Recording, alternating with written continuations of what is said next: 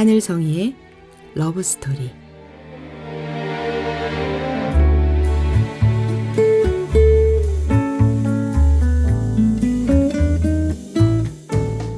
안녕하세요. 말씀과 찬양으로 사랑을 이야기하는 시간, 하늘성이의 러브스토리입니다. 저는 찬양하는 사람 하늘성이입니다. 이 묵상은 복음충신교회 조용호 목사님의 매일 성경 말씀 묵상을 바탕으로 저의 묵상을 함께 나누고 있습니다.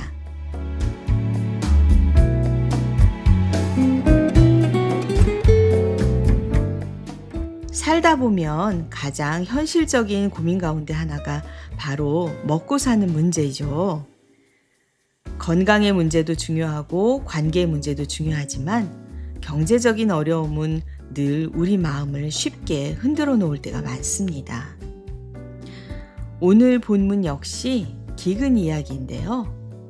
온 세상에 먹을 것이 떨어지고 사람들이 점점 힘을 잃어가지만 하나님께서는 그 기근의 이야기 속에서도 놀라운 복음을 보여주십니다. 모든 사람이 죽어가는 시대에 하나님이 요셉을 통해 생명의 창고를 열어놓으심으로 우리에게도 하시는 말씀, 염려하지 말아라. 내가 너를 돌본다.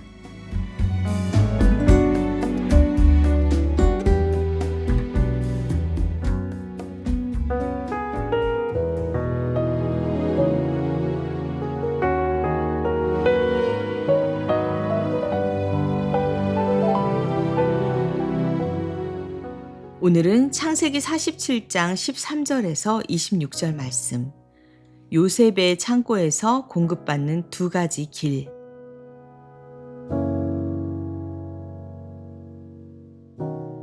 기근이 더욱 심해지더니 온 세상의 먹거리가 떨어지고 이집트 땅과 가나안 땅에서는 이 기근 때문에 사람들이 야위어 갔다. 사람들이 요셉에게 와서 곡식을 사느라고 돈을 치르니 이집트 땅과 가나안 땅의 모든 돈이 요셉에게로 몰렸고 요셉은 그 돈을 바로의 궁으로 가지고 갔다. 이집트 땅과 가나안 땅에서 돈마저 떨어지자 이집트 사람들이 모두 요셉에게 와서 말하였다. 우리에게 먹거리를 주십시오. 돈이 떨어졌다고 하여 어른께서 보시는 앞에서 죽을 수야 없지 않습니까? 요셉이 말하였다. 그러면 당신들이 기르는 집짐승이라도 가지고 오시오. 돈이 떨어졌다니 집짐승을 받고서 먹거리를 팔겠소. 그래서 백성들은 자기들이 기르는 집짐승을 요셉에게로 끌고 왔다. 요셉은 그들이 끌고 온 말과 양떼와 소떼와 나귀를 받고서 먹거리를 내주었다. 이렇게 하면서 요셉은 한 해 동안 내내 집짐승을 다 받고서 먹거리를 내주었다. 그 해가 다 가고 이듬해가 되자 백성들이 요셉에게로 와서 말하였다. 돈은 이미 다 떨어지고 집짐승마저 다 어른의 것이 되었으므로 이제 어른께 드릴 수 있는 것으로 남은 것이라고는 우리의 몸뚱아리와 밭되기 뿐입니다. 어른께 무엇을 더 숨기겠습니까? 어른께서 보시는 앞에서 우리가 밭과 함께 망할 수야 없지 않습니까? 그러니 우리의 몸과 우리의 밭을 받고서 먹거리를 파십시오. 우리가 밭까지 바쳐서 바로의 종이 되겠습니다. 우리에게 씨앗을 주십시오. 그러면 우리가 죽지 않고 살아날 것이며 밭도 황폐하게 되지 않을 것입니다. 요셉은 이집트에 있는 밭을 모두 사서 바로의 것이 되게 하였다. 이집트 사람들은 기근이 너무 심함으로 견딜 수 없어서 하나같이 그들이 가지고 있는 밭을 요셉에게 팔았다. 그래서 그 땅은 바로의 것이 되었다. 요셉은 이집트 이 끝에서 저 끝까지를 여러 성읍으로 나누고 이집트 전 지역에 사는 백성을 옮겨서 살게 하였다. 그러나 요셉은 제사장들이 가꾸는 밭은 사들이지 않았다. 제사장들은 바로에게서 정기적으로 녹을 받고 있고 바로가 그들에게 주는 녹 가운데는 먹거리가 넉넉하였으므로 그들은 땅을 팔 필요가 없었다. 요셉이 백성에게 말하였다. 이제 내가 당신들의 몸과 당신들의 밭을 사서 바로께 바쳤소. 여기에 씨앗이 있소. 당신들은 이것을 밭에 뿌리시오. 곡식을 거둘 때에 거둔 것에서 5분의 1을 바로께 바치고 나머지 5분의 4는 당신들이 가지시오. 거기에서 밭에 뿌릴 씨앗을 따로 떼어 놓으면 그 남는 것이 당신들과 당신들의 집안과 당신들 자식들의 먹거리가 될 것이오. 백성들이 말하였다. 어른께서 우리의 목숨을 건져주셨습니다. 어른께서 우리를 어여삐 보시면 우리는 기꺼이 바로의 종이 되겠습니다. 요셉이 이렇게 이집트의 토지법, 곧 밭에서 거둔 것의 5분의 1을 바로에게 바치는 법을 만들었으며 지금까지도 그 법은 유효하다. 다만 제사장의 땅만은 바로의 것이 되지 않았다.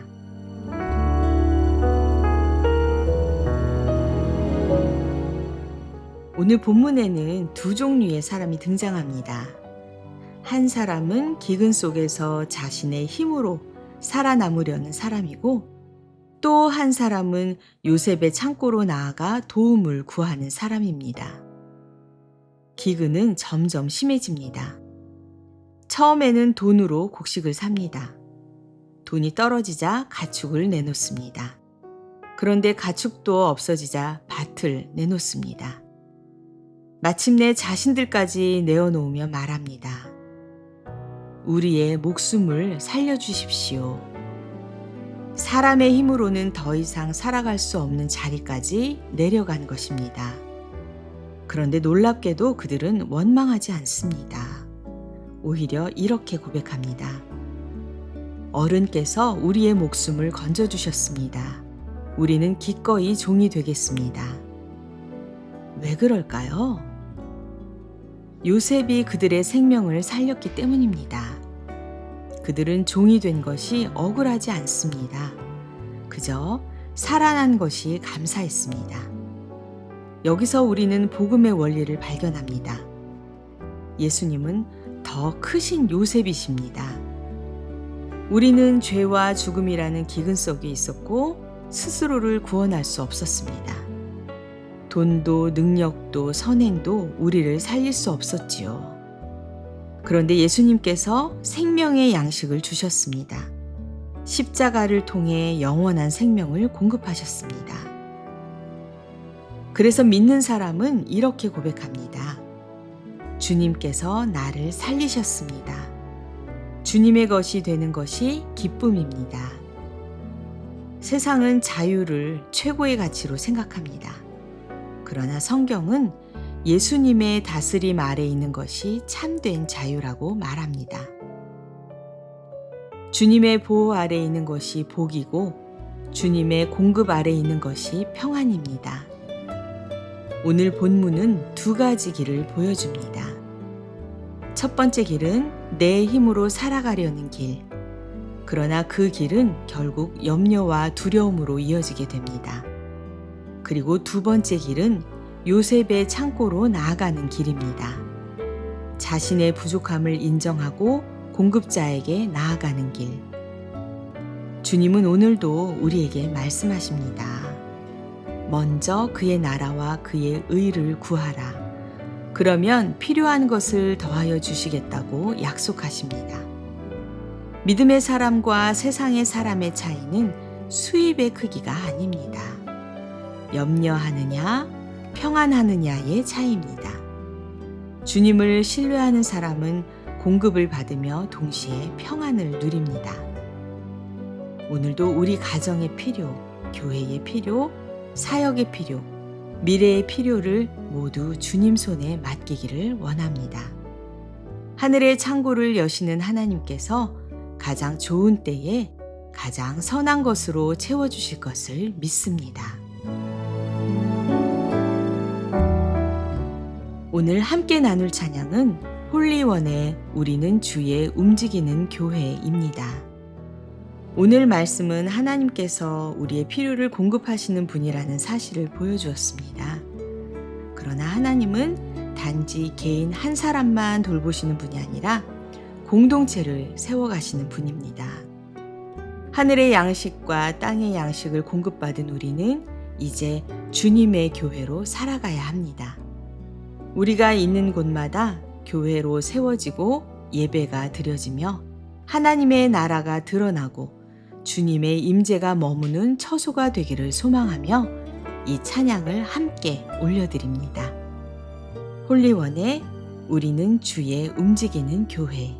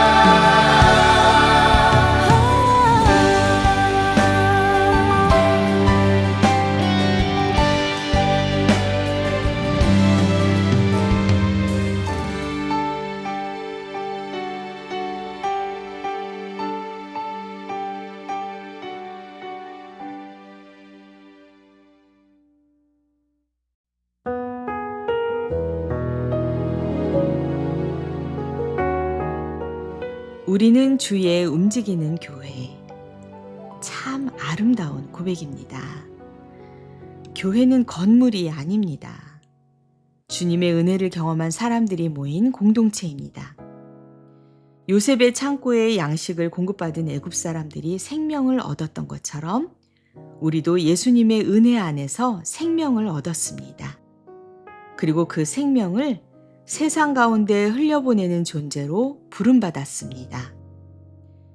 내가 섬기고 있는 직장, 가정, 교회, 사역의 자리에서 주님의 사랑을 전하고 주님의 평안을 전하며 주님의 공급하심을 증거하는 사람이 되기를 기도합니다. 사랑하는 여러분, 오늘 말씀은 기근의 시대에도 하나님께서 생명의 길을 준비하신다는 사실을 보여주었습니다. 애굽 사람들에게는 요셉의 창고가 있었고 우리에게는 예수 그리스도라는 영원한 생명의 창고가 있습니다. 주님은 우리의 영혼도 채우시고 삶의 필요도 채우십니다. 그렇기에 염려보다는 신뢰를, 두려움보다는 믿음을 선택하시기 바랍니다. 오늘도 하늘의 창고를 여시는 주님의 은혜 안에서 평안과 공급을 누리는 저와 여러분의 복된 하루가 되기를 기도합니다.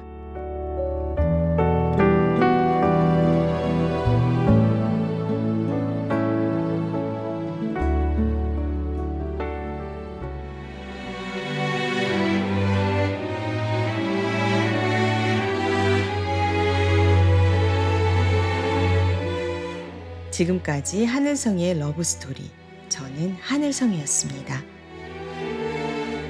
다음 시간에 또 뵐게요. 여러분 모두 평안하세요.